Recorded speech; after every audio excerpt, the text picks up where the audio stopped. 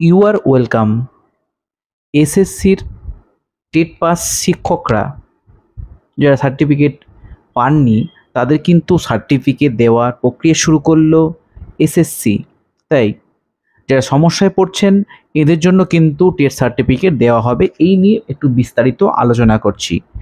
আগামী 14 জুন থেকে TET certificate দেওয়ার প্রক্রিয়া শুরু করলো। টেট সার্টিফিকেট দেওয়া নিয়ে একটি গুরুত্বপূর্ণ নোটিশ দেওয়া হলো। উচ্চ প্রাথমিকে টেট পাস করেছেন কিন্তু সার্টিফিকেট নেননি এমন প্রার্থীদের জন্য একটি নোটিশ দিয়েছে এসএসসি দক্ষিণ পূর্ব রিজিয়ন।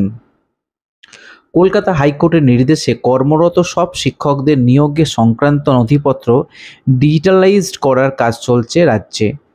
তার জন্য শিক্ষকদের নিজেদের নিয়োগ নথি জমা দিতে হবে জেলা বিদ্যালয় পরিদর্শকের কাছে, যা করতে গিয়ে ফাঁপড়ে পড়েছিলেন 2011 সালের 12তম রিজিওনাল সিলেকশন টেস্টে উত্তীর্ণ হয়ে বর্তমানে শিক্ষকতা করা বহু শিক্ষক, কারণ তাদের কাছে নেই টেট সার্টিফিকেট। সেই শিক্ষকদের আবেদনে সাড়া দিয়ে তাদের টেট সার্টিফিকেট দিতে উদ্যোগী হয়েছে স্কুল সার্ভিস কমিশন। ইতিমধ্যেই কমিশনের আঞ্চলিক দপ্তর থেকে জারি বিজ্ঞপ্তি অনুযায়ী 14 জুন থেকে 5ই জুলাই পর্যন্ত টেট সার্টিফিকেট বিতরণ করা হবে। এই সময়সীমার মধ্যে টেট সার্টিফিকেটের জন্য আবেদন জানানো সংশ্লিষ্ট প্রার্থীদের প্রয়োজনীয় নথি জমা দিয়ে তা সংগ্রহ করতে বলা হয়েছে। প্রসঙ্গত, 12তম আরএলএসটির ভিত্তিতে রাজ্যে প্রায় 30,000 শিক্ষক নিয়োগ করা হয়েছিল। নোটিশে বলা হয়েছে, ডাব্লিউবিসি এসএসসি মেমো নম্বর এত ডেটেড 29/5/2024 পরিপ্রেক্ষিতে সমস্ত টেট যোগ্য প্রার্থীদের এত দ্বারা অবহিত করা যাচ্ছে যে অবন্টিত টেট সার্টিফিকেট বিতরণ করা হবে অফিস থেকে। 14/6/24 থেকে 5/7/24 মধ্যে অফিসের কাজের সময়।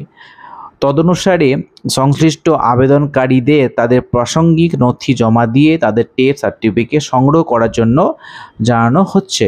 আরও জানানো হয়েছে যে শংসাপত্র সংগ্রহ করার পরে তাদের শংসাপত্র জীবনকাল বৈধকরণের জন্য West Bengal central school service কমিশনের চেয়ারম্যানের অফিসে যেতে হবে। প্রসঙ্গত, উল্লেখ্য, আপার প্রাইমারিতে শেষ টেট পরীক্ষা নেওয়া হয়েছিল 2014 সালে।